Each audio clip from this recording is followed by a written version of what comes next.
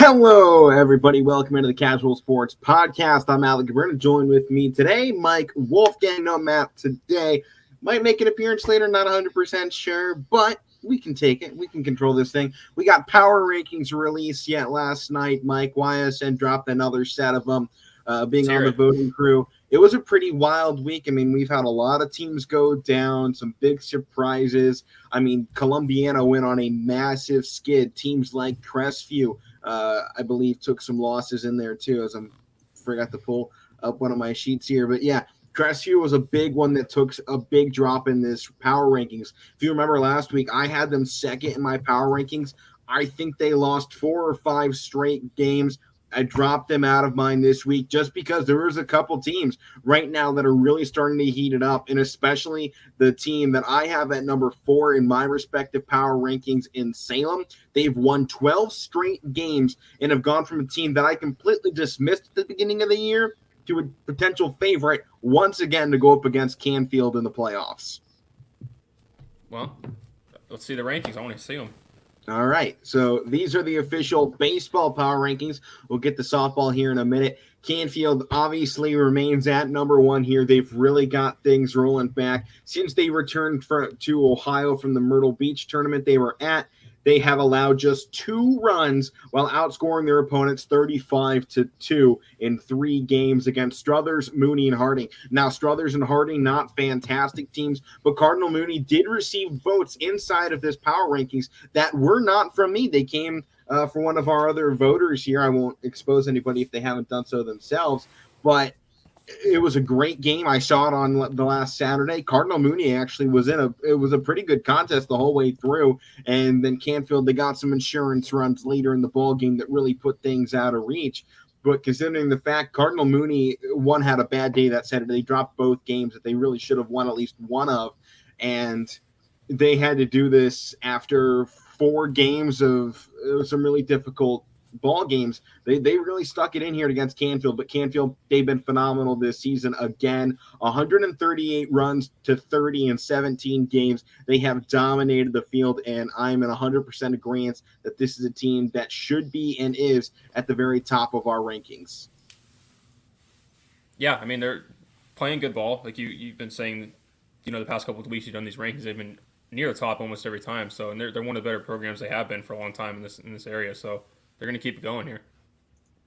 That is for sure. And the number 2 team on my list as well is also the number 2 team on these rankings, Warren JFK. I was getting right on the bandwagon early in the season, dropping them out of here. I didn't like the way they started, but now that they've gotten into some interdivision play against teams like Matthews, Aquinas, Heartland Christian, Southeast, they got 2 games this season against Mogador and won both of them.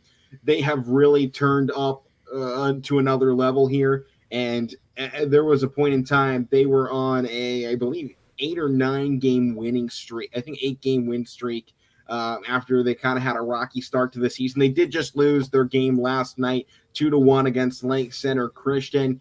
Not a huge upset for them. It was definitely a big one, but they were coming off a long week, so I think a little bit of a hangover effect there. They put up a lot of runs. They took down a high-ranking Division III opponent in Ursuline 9-2 on Saturday. So it was a really great week all in all for Warren JFK, and they're looking primed to make another run here in Division IV. Maybe one thing to watch out for, this is a team at the moment not getting looked at by a lot of voters outside of YSN. You go into the OHS BCA polls, which is the coaches poll released every week. You go down to Division 4.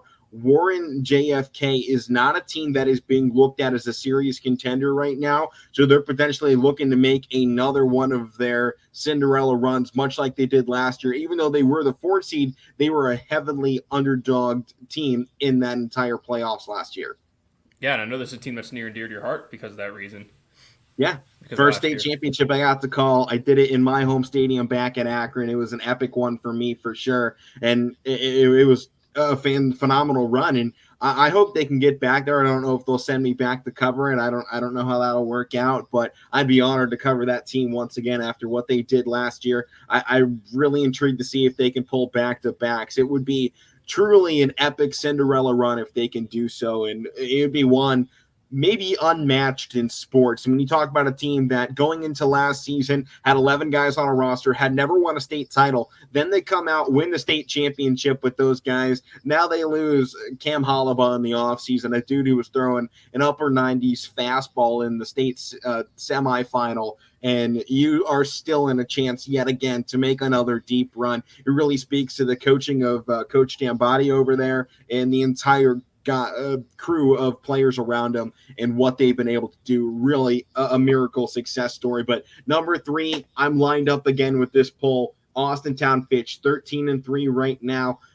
They did lose one game, but it was to Marlington. If anybody's been following Marlington, they have been really good this year. They've been putting up some phenomenal numbers. But when you just talk about 3 losses on the season, their scoring hasn't been outrageous, but they've had great defense the whole time. Just 29 runs allowed in 16 games. It's been a huge stretch for them. They're number 1 in their conference right now in the All-American, above teams like Boardman, Canfield, and Howland. So definitely an impressive resume to boast so far. They've only allowed 3 runs in conference play in the 3 games they've played in that area.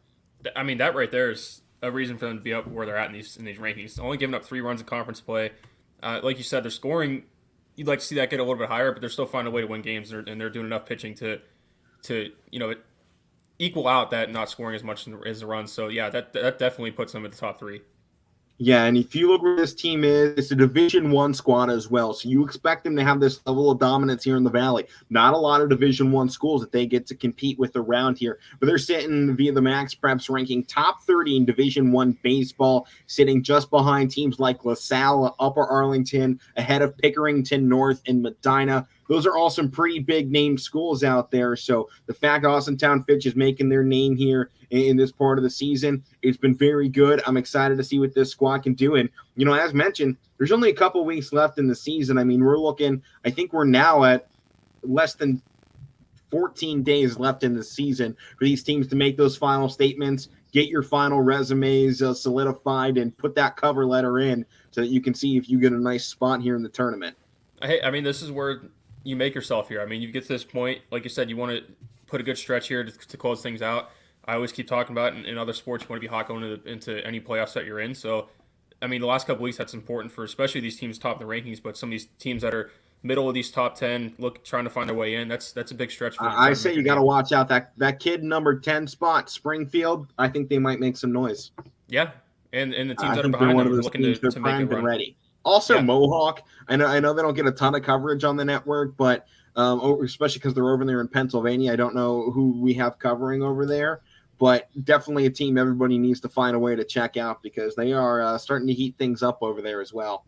But next onto the list, this is the first time I disagreed with what was put out here because I have Salem sitting in this spot ahead of South Range. I have South Range at 5, but Salem, when you talk about a power ranking, it doesn't get much better than 12 straight wins. Now, their max preps is still a little bit behind, so it's only listed at 10-3 right now. But in those 13 games, only 31 runs allowed, 81 runs for.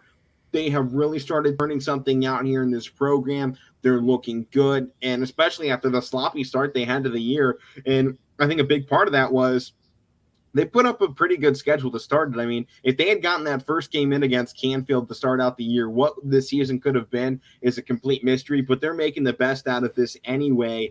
And they had to go in a doubleheader against Canton South, the team that was in the playoffs last year. Then they had to go do a doubleheader against Marlington in back-to-back games, a team, by the way, that is 13-2 right now, has over 100 runs scored on the season. And that was before they even got anywhere near conference play in Minerva, who challenged them right out the gate. But since then, it's the team that has really been dominating over teams like Howland, over Girard, Alliance, United they went over. And maybe the most important thing for this one, this last Saturday, Salem beat South Range. You got to jump them over that for that reason alone, in my opinion. You got the resume, you got a long win streak, you're putting games together, and you beat the team that's sitting ahead of you. You got to get that push to get right up. And if I was doing these rankings, I would value that too, because you guys know when we did our college football rankings, I valued that. It might not always been the right decision, but when teams are that close and they're at that hot, right next to each other in the rankings, you got to value that. And I mean, 12 straight wins, that's like New York Yankees stuff right now. It's double-digit win streaks. Right. You don't see that kind of win streak very often in baseball. I mean, really to see that maybe the last time outside of making, the big playoff run, because obviously you got to put a lot of games together to get through there. I mean, I think that's 7, 8 games alone. So you have that on the end of the regular season. But maybe the closest one we've seen in recent history is the team's rival here in Division II in Canfield. Yeah. I mean, we talked about the perfect season that I think was 19-0 last year. Might be a few more than that. But, I mean, Salem's closing in on that if they've won 12 straight already. What's their schedule looking like coming up? According to what the schedule is reading, they have Louisville tomorrow. Then they have Cardinal Mooney, Ursuline, West Branch twice. Then they finish out the season on the road at Carrollton. I don't know if this schedule is 100% accurate. There has been a lot of changes as schedules have pretty much been going week to week. I mean, if that's the way it is, that's a tough stretch, and they get through that, man. They got to be feeling good going into any conference or any tournaments they're in. I 100% agree. But on to South Range here. My number 5 team, 7-1 in conference play is a huge number for me to walk into this one. They've been on a bit of a tear. They did drop 2 games, though. They lost to North Ridgeville. They lost to Brecksville Broadview Heights out of the Suburban League. Don't be ashamed. The Suburban League is known for baseball. That is my home conference from where I live back in Akron. So I know what's going on over there. They got some great teams. I saw Brecksville earlier this season. They stuck it to a couple teams I saw. And actually, funny enough, I believe if this is the right team here. Oops. Accidentally deleted something there. Oh, wait a minute. This is... sometimes Google really just messes with you, don't they? You ain't kidding. Technology in general. Yeah. Yeah, because... Okay, well, I was actually talking about South Range Softball there, but we'll get to them here later on in the show. South Range Baseball, 9-2. Yeah, but both pretty good. But South Range Baseball, they've been doing good this season. The rest of their season, it looks difficult. They got Fitch, they got Champion, they got Boardman coming up, they got Poland as well. So it'll be a tough stretch for them. Maybe the one thing out of South Range this season, they don't have the same offense that I think we saw out of them in years past. Just 69 runs in 11 games, which is obviously a lot. I mean, over 6 runs per game. But especially when you compare that to teams like Fitch, Warren, Canfield, and you see their numbers just climbing exponentially through this season, then you look at South Range, who has started falling out of Division III polls across the state of Ohio. I think you start feeling a little bit shakier about this team. And I've noticed a couple times on Instagram when YSN puts these power rankings out, a lot of fans that I've seen will go in here and go, South Range might be the most overrated team this year. A lot of people are expecting this squad to potentially have that first round or second early round blowout here in the playoffs in a couple weeks. Yeah, for sure. So I think it's an interesting team to watch. They're obviously a very talented roster with a lot of great kids on the team. And, we know this team has what it takes to make a nice run, full of some great people, great coaching all around. So I'm excited to see what they can do. Not 100% sure how deep they're going to go, though. I mean, but like you said, you got to have some type of confidence because they're a good program. They're coached well. They're led well. I mean, they produce a lot of good players. So, I mean, at least you got that on your side. If you're at least slumping down the stretch, or if you're not where you want to be, you at least have that experience to lean on, and you're led by a great coaching staff. So you got that on your side. Yep. All right. Well, next team I had up here, they sit down at the 8th spot, but I think what they've been doing in recent games, although you got to ignore Monday's result, they were really heating up. So I had Hubbard at this spot. I liked what they had done here in the last week. I mean, going from Girard to Bristol to Harding the week prior, and they go extra innings against Girard. They get a big win over South Range. They do lose one back to South Range, and they lost last night to Lakeview, who looks to be maybe heating back up again here. Excited to see, but at the moment, it looks like Hubbard only has 3 scheduled games left on their schedule at the moment here. So I'm guessing they're going to be putting in a couple more here to fill up the rest of the week going into the weekend. But with just Struthers and Columbiana left on the schedule, they're looking pretty solid at the moment. This is definitely a team that might be on the way out of the power rankings, especially because they just lost 2 straight. But they're probably going to get these games back against Struthers next week. Columbiana should be a great one to end out the season. You had them at 6, correct? Is that where we're at? Hubbard? Yeah. Okay, I'll watch track because I'm looking at different rankings. Yeah, but... I had 6. Okay. But yeah, you said they lost, correct? Is that what you said? What was that? Hubbard lost to Gerard? Or did No, they beat them? beat Girard in extra innings. Okay, that's good because I don't know. I don't think Gerard is that great of a program this year, so that's No, their they normally softball don't. was doing good early in the year, but the baseball is just 2-14 at this point, not where they'd like to be. Yeah, they're not that great. I mean, their softball is normally above average, but I mean, at least when I going back to when I was there, they haven't been that successful in baseball to say the least. But so that's a good job by Hubbard because you got to beat the teams you're supposed to beat. So they did that and took care of that. So they got some more teams left on their schedule that they should beat. So we'll see if they can take into that. All right, I'll move on here to the next squad I got on the list. Definitely one that has kind of been slipping up a little bit, but they've put together a couple solid wins here in the recent goings.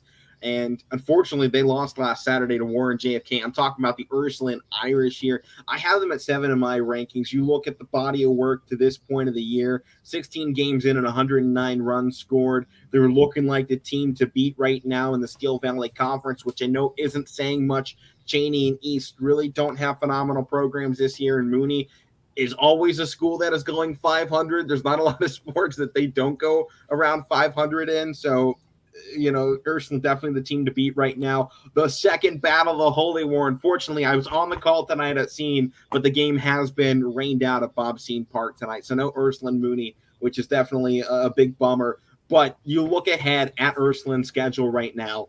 They have Hubbard, Salem, Howland, Fitch, and Canfield.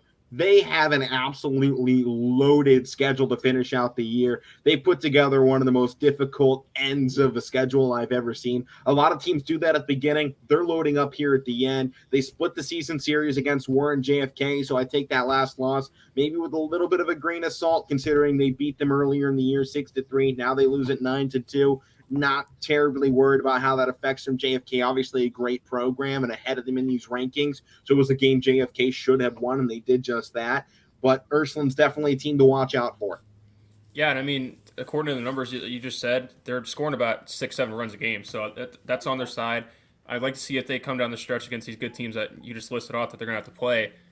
Can you continue that against good teams? Because, we often talk about any teams in Major League Baseball. You score a lot. Let's see if you can do it consistently, have a consistent offense, because that's a good recipe for success.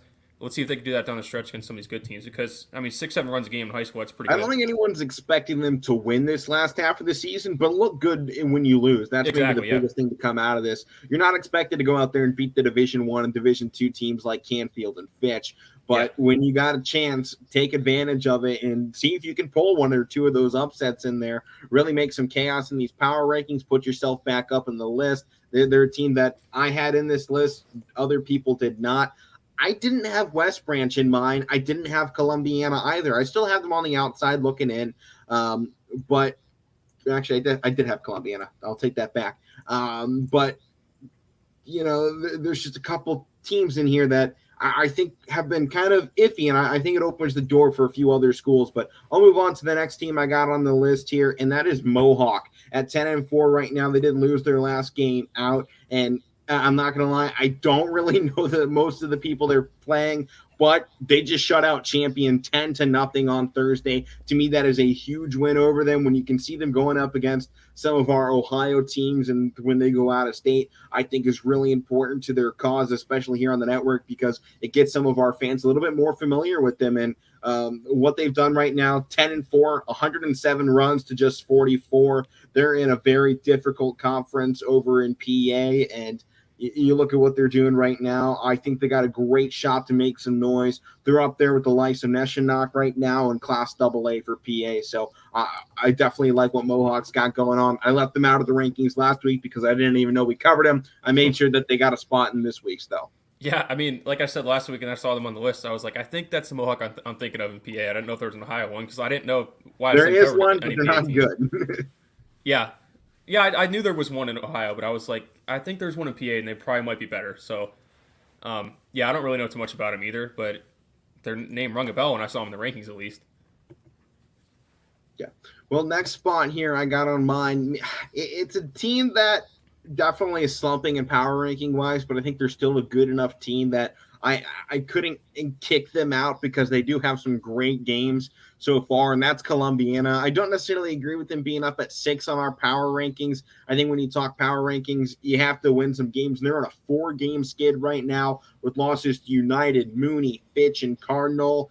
I think I was at the Mooney game. It was a late game collapse for them. They had the lead early on. Mooney made some epic comebacks. I showed the clip of that. I believe it was the other day. I think it was that game at least. And, it was a fun game to see all in all. Fitch, not when they were expected to win, but I think they probably should have gotten the win over Cardinal, although they are a team that's heating up too. They're 9-4 at the moment, but with what Columbiana was supposed to be at this point, definitely should be a lot better. They're still sitting in the coaches' polls right now, but I definitely think this is a team, if they don't pick it up and get some wins together here in the late stretch, they're going to have a lot of difficulty going into the postseason with a low ranking going up against somebody that's higher up. Yeah, with you're a team that's considered to be one of the better ones in the area. Going on a 4-game skid at this point in the season, you don't want to do that. So it'd be nice to see them get one within the next few games to get their confidence back and coming down the stretch of the season. And we sitting at 6 in the rankings in YSN's rankings. I know you have them slid down a little bit. They're still up in the top tier, so that's at least on their side. But they got to get on back in the win column. And then the final team I have in the baseball power rankings is Springfield. They have a limited body of work to look at right now, but with what they have out there, I think it's kind of hard not to be impressed. They have 1 loss on the season. I was there. It was against Cardinal Mooney, and it was a game they were storming back, and they were down double digits. Mooney's bullpen collapsed, and they took advantage and made it a 3-run ball game to a Mooney team that a lot of people are looking at right now as a really darn good 500 baseball team. So with what Springfield has put together, they're 6-1. And we don't know what the rest of their schedule is going to look like here. I definitely think that this is a team to continue looking out for as we get farther into the season. I mean, Alex Rothwell, at least according to the stats that they have placed up on Max Prep, Rothwell is batting .714 at this point, limited at best to those few games. But when you look at a number up in the 700s, that's rivaling what Josh Giuliano did all last season for Canfield. So definitely a team to watch out for. And I think a lot of people are going to see this team with such a small body of work and overlook them come playoff time, but definitely a squad that at least has potential to make some noise. They haven't gotten a lot of great games in. That's the unfortunate part. Yeah, but hey, small body of work or not, you still can't overlook anybody, especially coming down the stretch. So don't overlook them. Precisely. All right, well, that was baseball's week 5. How about softball? Number 1, as always, Austintown Fitch, 17-2, back on a 5-game winning streak after dropping 1 in extra innings to Jefferson from West Virginia. Their only 2 losses are out of state, so I think you can waive those a little bit. They came back, took down Boardman twice. They beat Columbiana. They beat Howland last night. This is a team that's going to finish out the season against Washington, Massillon, and Howland again, at least according to what their schedule holds at the moment. And their team, undoubtedly, maybe the single favorite team on YSN to make the deepest run at the moment. I mean, it's hard to say that there's anybody else that looks in the state of Ohio that's going to challenge this team, at least not in the Valley. We haven't seen it. There's some really good teams. I'll put that out there. Really great teams right now in the Valley, but Fitch is a whole different level. I mean, they're up there with the Olentangy Liberty, Hilliard, Bradley, and Brunswick going on right now in Division I baseball. In the state of Ohio, they're up there next to teams like Carlisle, Miamisburg. They've put together a fantastic resume at this point, and they're doing everything right. Yeah, I mean, your only 2 losses are out of state. You're undefeated against anybody else you played in Ohio, so that's pretty good there.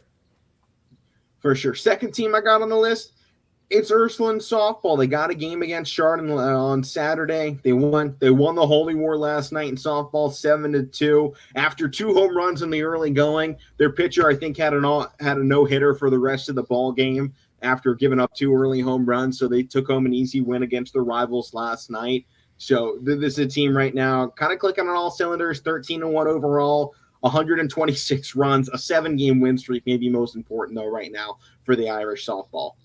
Yeah, 7-game win streak will do it for you. Next squad I had up there changes up my order a little bit. I had South Range going in there next instead of West Branch. I know West Branch is a team a lot of people like. They did take a little bit of a skid, though, so I took it as an opportunity to put them down. They lost to a team in Matthews they probably should have beaten. So with you got a team like South Range right behind them, 13-4 in the season, 138 runs to just 40. And they did end up losing, as earlier mentioned, to Brecksville, Broadview Heights, and North Ridgeville. And, funny enough, North Ridgeville is actually where a lot of my family has gone to school. But story for another day up there. They lost that one, and they got some games back. I think they're a really good team. They're going to end out the season. They're going to make a strong run in the playoffs. Yeah, I mean, I hope it happens. Team I have behind them, it's Champion. I have this squad above West Branch. 4-game win streak, 11-1. They're doing great things. They took one wild loss to Brookfield, who, in my opinion, here, as they hit the 10th spot in the softball power rankings, they're a squad that I'm really looking up to. Matt has definitely swayed my opinion over there. They're getting on a good win streak. They did lose, unfortunately, last night to Garfield, but Brookfield, no small loss for Champion right now, and that's their one little fluke. And outside of that, they've almost ruled their last 3 opponents. Garfield stuck it out just barely. It was 10-2.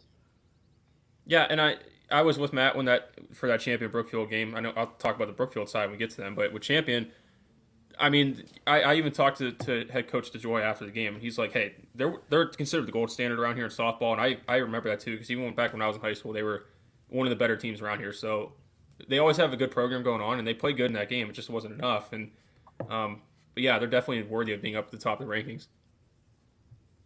All right, next team is Hubbard Softball. I think they're another good squad that's really working it well. Just 20 runs allowed through 12 games, which is a big mark at this point. They're putting together wins. Very little time left in the season. I think this is going to be one of your best teams here in the state of Ohio to potentially make their run. They're sitting nearly top 10 in Division II baseball at the moment, and definitely a team that looks like they're going to start storming here once they get into playoff time. Should be a few quick early wins for them in the playoffs for sure. Yeah, and I like that stat, 21 runs in 12 games. That's about close to 2 runs a game, so that's pretty good. That's pretty much what you're aiming for. Obviously, you want a little bit less than that, but it's hard to do much better than less than 2 runs a game. Yeah. I think there was a handful of bullpens throughout baseball and softball last year that put up those numbers. And then finally, I do have West Branch sitting in here. They're at the 6th spot.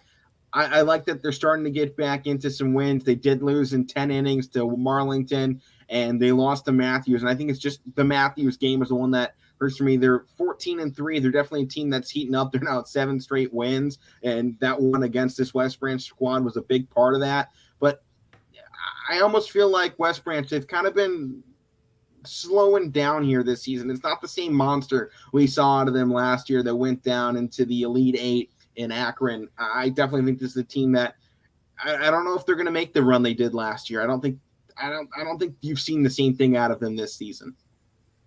Well, I mean, it's hard to do it all the time. It's hard to do it in back-to-back seasons. We see it in every sport. It's just hard to repeat any success you have. Yeah. Very, very difficult. Next team I got up, though, is Newton Falls. Newton Falls softball right now, 8 straight wins, which may be the biggest part of why I wanted to put them up here, 11-3 overall, so they're working that. And this was a big piece for me. You look around and you're trying to find, you go in a conference, who's going to win it? And this is kind of the reason I push this a little bit more here is the MVAC grades here right now is on fire. This level of competition with 4 teams, I pretty much wanted all 4 of these teams as my bottom 4 teams in the power rankings because they're all playing extremely awesome baseball. And Newton Falls is at the head of that. 8 straight wins at the moment. They're still sitting in 3rd place, though, behind Champion and Crestview in these MVAC rankings. And this right now looks to be the conference that is just going to beat up on one another. And it's some great softball going on. Hey, that's what you like, beating up on each other. You're trying to, everybody has the same goal. It's trying to beat up on each other. Yeah. Next team I have after that, it's McDonald. Very small sample size here, at least of what's been provided to me via Max Preps. I couldn't find if they had a game changer out there to see if this was their actual record, but they're undefeated at the moment. Western Reserve behind them, also undefeated. very small sample sizes, 5 games for both of those teams, but definitely a squad at the moment that you look at what they've got going on. They're undefeated, and at this point in the year, they had a lot of games canceled. I think a very intriguing team to watch finish out the season. After them, I had Western Reserve. Pretty much the exact same story. They are in 5 games. They've outscored opponents 47-7. So I think if we're looking at the beginning of the year and that was your record resume through the first week, I think you'd be a team that everyone's looking at as a top team in the region. And just because they have such a small sample size, they're kind of getting left out in the rain. Then the final team I had up there, Brookfield. They unfortunately lost that last game to Garfield, but they were absolutely storming. They had 4 straight run rule victories going back to their last loss on the 23rd against Crestview. They have wins over Champion and Newton Falls. They've taken some really good wins this season. Definitely a team to watch out for as we finish off MVAC play. I think the MVAC grades here, it always seems like it's one of the most exciting conferences to watch. They're always close with one another. It's a very intriguing position to be in. And I know at least what I've covered of it, they always seem to give you a good match. So excited to see what the MVAC turns out this season. Yeah, I think we're all excited to see what happens. Well, that does it here for the Power Rankings. Took up 30 minutes here to start out the show, so let's quickly run through Horizon League as they finished off another week. Still standing up at the top. Wright State 14-4 in conference play, and the first team with a winning record now in the Horizon League as they've won 6 straight to propel themselves to 21-19. UIC sits in second, Oakland in third, Purdue Fort Wayne in fourth. Youngstown State is on a big losing streak, so they're back under 500 now. They're 8-11. Northern Kentucky 7-11, and Milwaukee is 5-12. As that is pretty much all we need to go into, though, for Horizon League. Not a lot to speak of last weekend, and obviously not a lot of time. We got a lot of playoffs to get into for sports. So let's go ahead and start it, I think, out with NBA. What do you think about that, Mike? Let's do it. There was some action last night. Yeah, there was. The Suns got in a close one against the Mavericks. They pulled it out, though, 121-114. And in that game, Luka Doncic put up 45 points, and it still wasn't enough. And, Mike, I think maybe that's the one part of Dallas that I think we might have known coming into this one, and especially I think you guys pointed out on the show yesterday when I was going, Dallas is taking game 1. Who's their number 2? We don't really know. Brunson was coming in hot, and I think I forgot to take into account that he was probably going to be guarded by Devin Booker. In my analysis of what was going to happen in that game. But I think you look at Dallas, still a good team. I mean, just 7-point loss, but you lose by 7 when your star put up 45. That can't happen. Yeah, and you got to get production from somewhere. I think that was definitely my biggest issue. I think I had that issue even before they made that Porzingis trade. I like bringing in Spencer Dinwiddie, though. I thought that was going to be a guy that could maybe not keep up with Luka, but be a good guy behind him. But it's just that's my thing. They can do enough to stay in it. But I just don't know if they're going to get enough outside of Luka to take advantage of it. Because like you said last night, he drops 45 and they still don't win. They still lose. And maybe the biggest problem outside of that, they don't have a legit center that can go up against DeAndre Ayton or JaVale McGee or Bismack Biyombo. They have Dwight Powell, who had 1 rebound in 16 minutes with 4 points. Maxi Kleba, who's really more of a stretch forward. He had 19 points in 1 rebound in 25 minutes.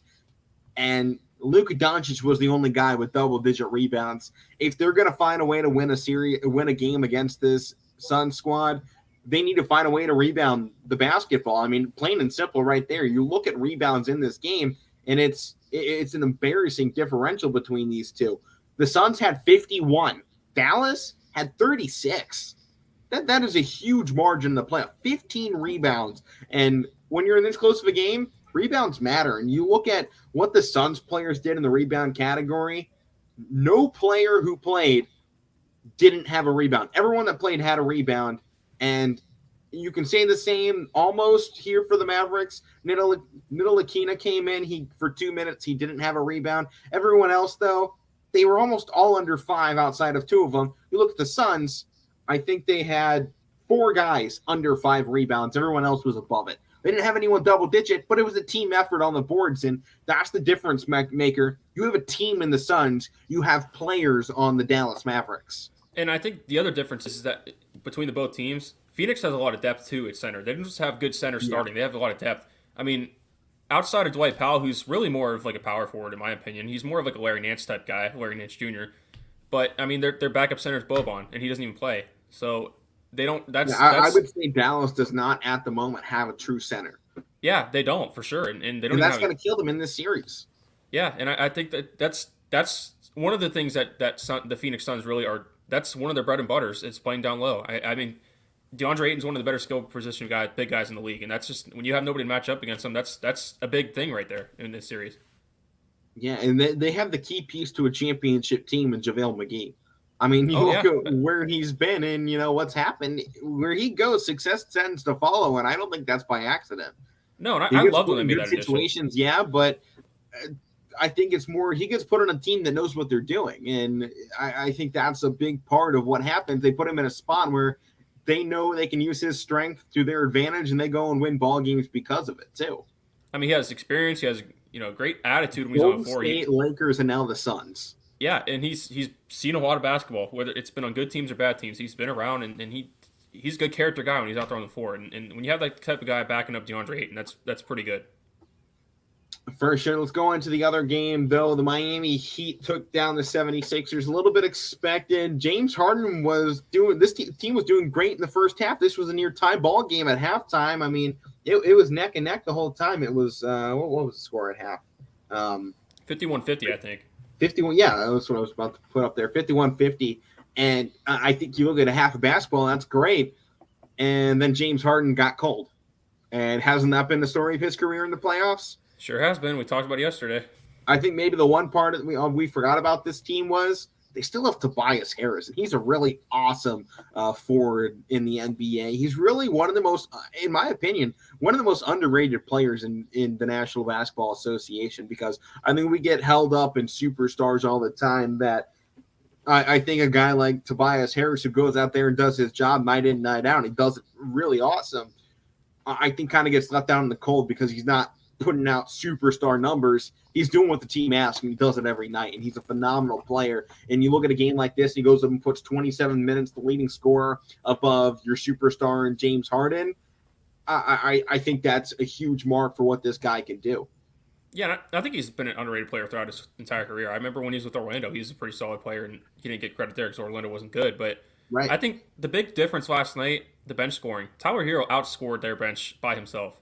25, I think Philly's bench had like 21 or something like that, if I'm correct. I think I saw that stat earlier. It looks like it, yeah. So that's the big difference right there. I mean, look at how much they lose by, 14. If you get that up a little bit more, you put yourselves in a better chance to win. So, and that shows why he's a six-man of the year candidate, to just come off the bench and drop 25. So I just think without Joel Embiid, it's just going to be a hard time for them to beat Miami. Yeah, I mean, it's hard to take down the number one seed without your best player. And I just feel like Miami doesn't. They are the number one seed. I'm not taking any credit away from them, but from the type of coverage they get, you would think Milwaukee's the number one seed. You would think Boston's the number one seed. So they're probably not your traditional number one seed, but they play great defense. They know what they are. They know what type of brand of basketball they want to play, and that's hard when a team knows how they want to play and they do it.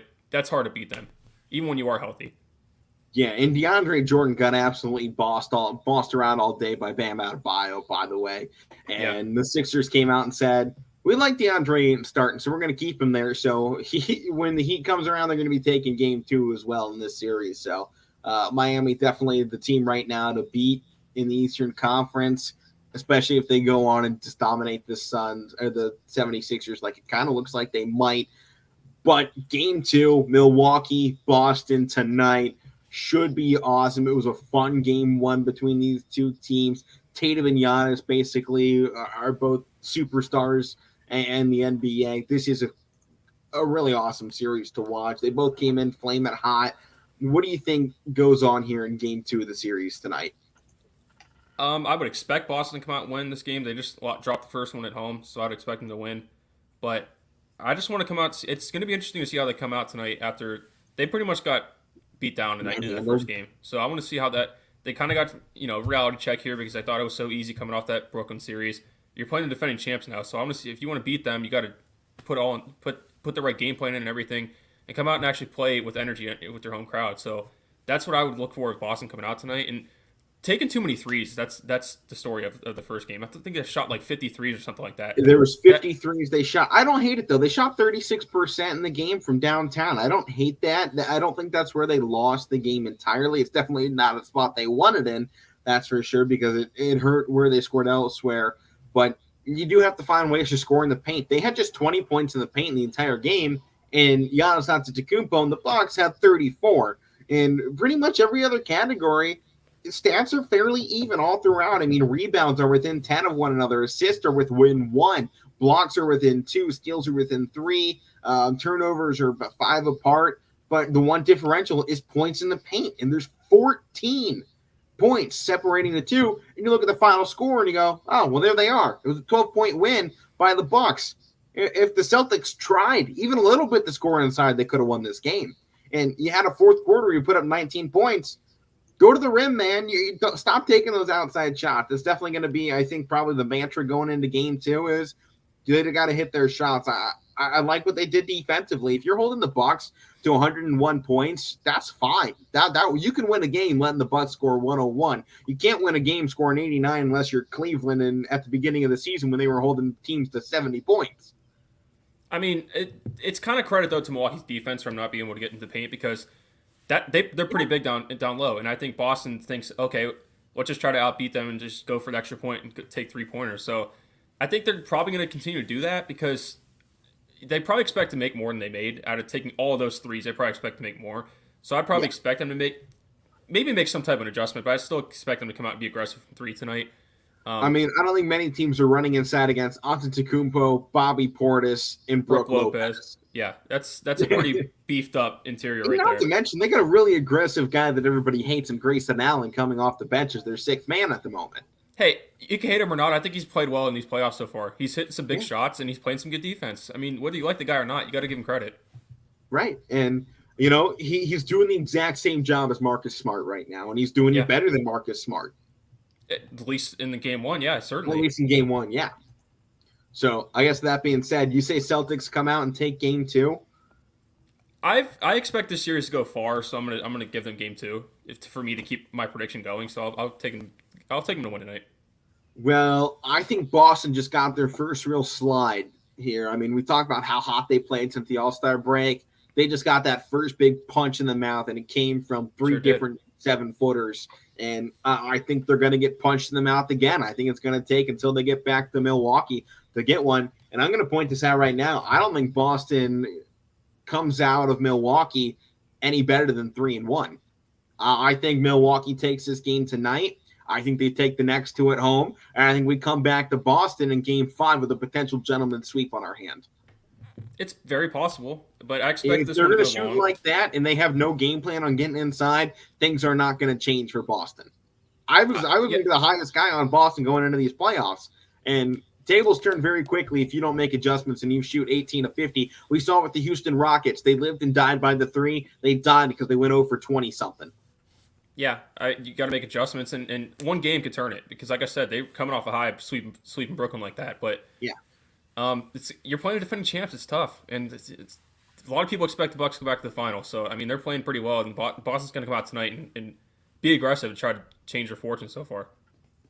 That's for sure. Well, other game going on, should be another great one. Golden State and the Grizzlies back at it again. This was a 1-point game last time. And how come every series that Memphis is in, you just want these things to go like 25 games? I mean, because after the series we got against Minnesota, after game 1 of this one against Golden State, this is just a fun team to watch, man. They're so gritty.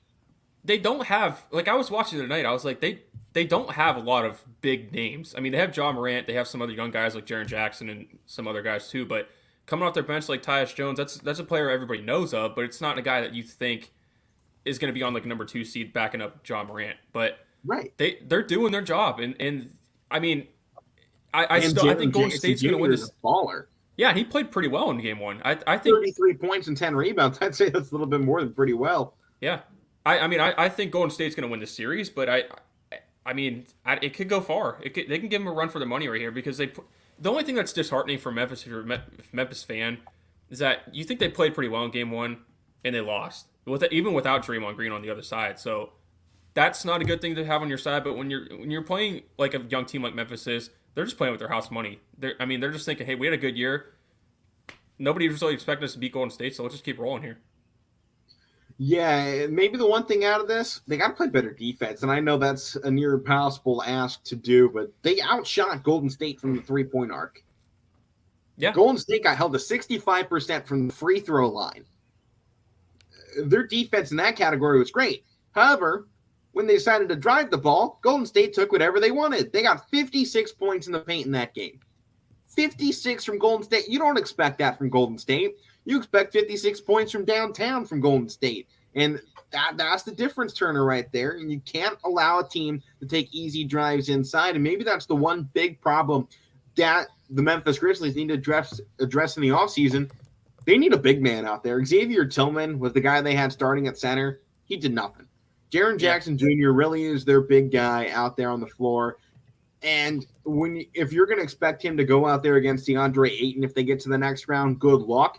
This is a team in Memphis that doesn't have anybody that could match up in a championship game against Embiid or Giannis.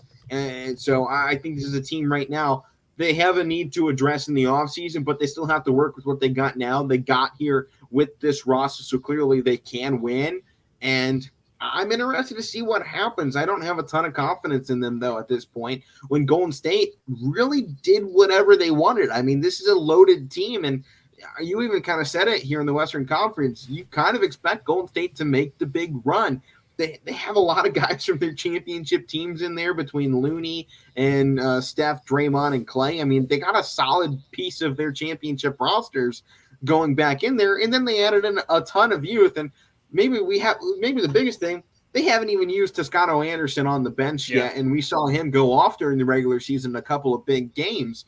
So I think if you could honestly see this team go 13 guys deep and be just fine in Golden State. I don't think you say the same for the Grizzlies. I think this is going to be a lineup that I think is going to drop down to 9 men tonight. They got John Conchar in there as their 10th man in game 1. I think they knocked that out. They might actually go down to 8 and take Tyus Jones out of the lineup too. He didn't deliver a lot, just 3 assists. They need to get guys out there that are going to be consistent on the scoring mark.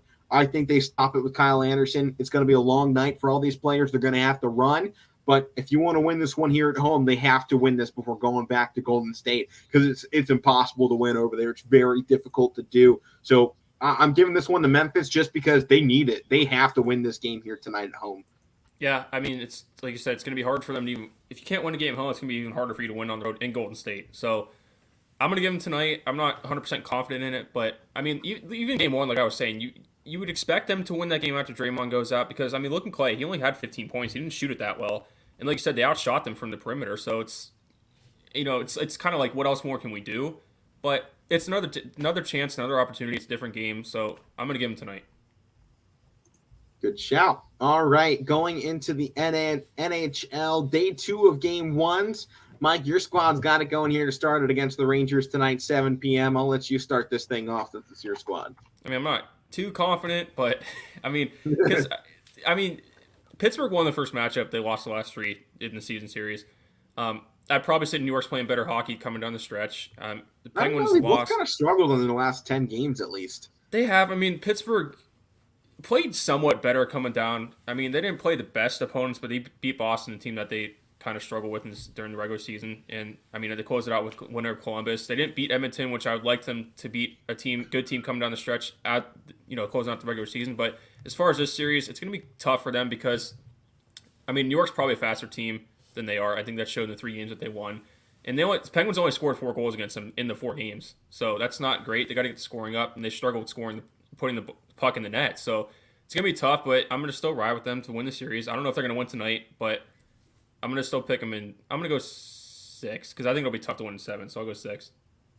Well, maybe the thing we saw out of night 1 of game 1s, blowouts in every game except for the Kings-Oilers. There was one close game last night. Everything else was 5-0, 4-0, 5-1. It was a huge night to open up the playoffs, and I think we're going to see something similar here tonight. I'm actually going to go ahead and give game 1 to Pittsburgh in this. I think they're going to come out. Pittsburgh always likes to piss people off in the playoffs, so that's how they're going to start this thing out. They're going to steal one here on the road to start off the playoffs. differentials between these two teams are close. They both kind of played average coming down the stretch. And I think that opens the door for a potential upset here in game one. I got Penguins taking it, but I got the Rangers in 6.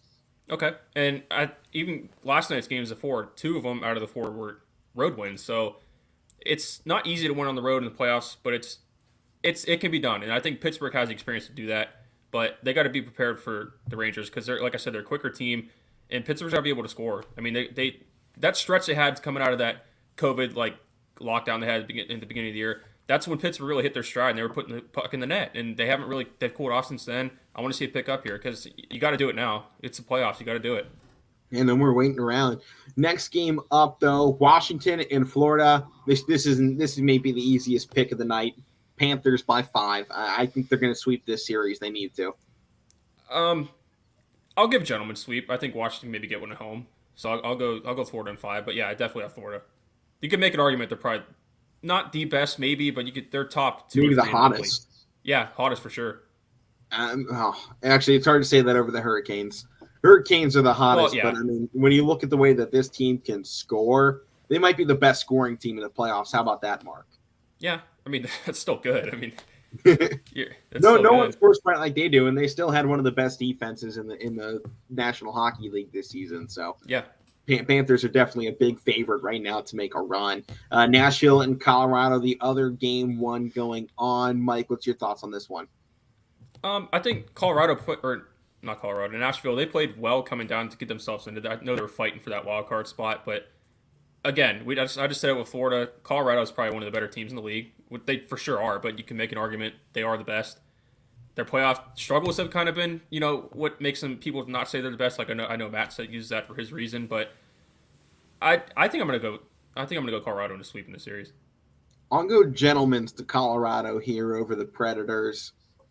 I think maybe the one thing they definitely let off the gas at the end of the season. They had the commanding lead. They got first, and they clinched their conference. So I think they let off a little bit. I think it takes them a game to get back up to speed.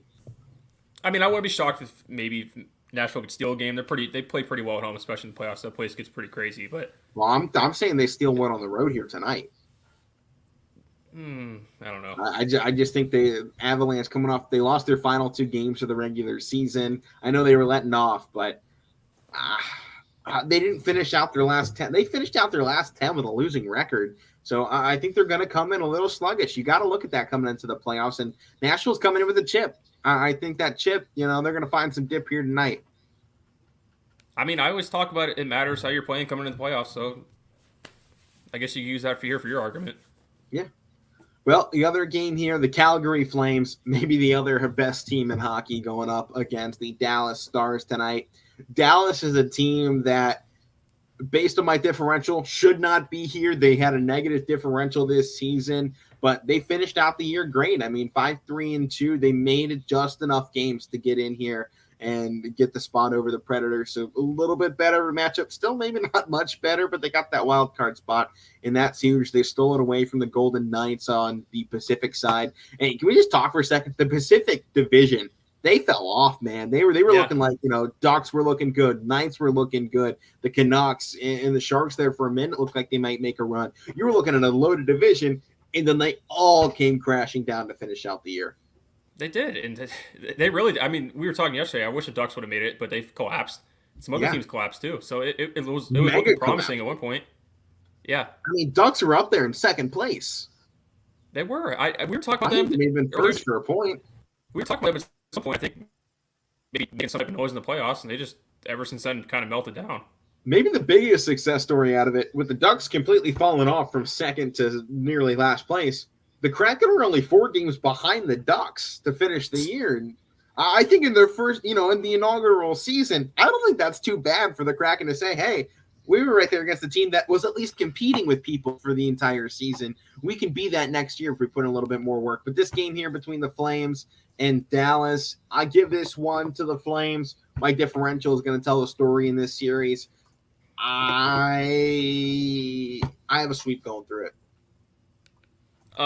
Matt will make fun of me for saying this, but I'll Dallas, one of my favorite hockey teams. Oh, of course he's picking Dallas. I'm not picking Dallas, but I'll give him a game. I'll go gentlemen. I'm not. No, I mean the Flames are playing some really good hockey, so I'm not going to sit here and act like I'm going to pick. They've been one of my favorite teams to pick so far this season. Yeah, I'm not going to sit here and act like pick Dallas. I mean, I'm not stupid. I'm not that dumb. I don't know everything, but I know that. I don't know everything, but I know Dallas. Doesn't matter what team, choke in the playoffs. That's true. That's definitely true. Never pick Dallas to win a championship. That's the one thing you learned from this show, right? I know. I don't need the show to know that. I already know that.